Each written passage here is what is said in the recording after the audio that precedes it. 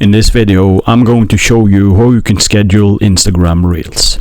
Open your Instagram app, and then you want to tap the plus symbol down in the middle of the screen.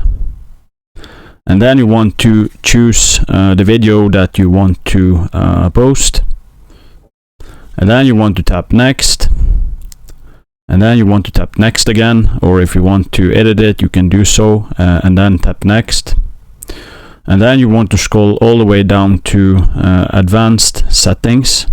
Of course, if you want to tag people or something like that, you have to do that first. And inside advanced settings, you want to turn this switch on, which is called schedule this reel. And then you want to schedule the reel. And then you want to tap back, and then you want to tap schedule. And then you want to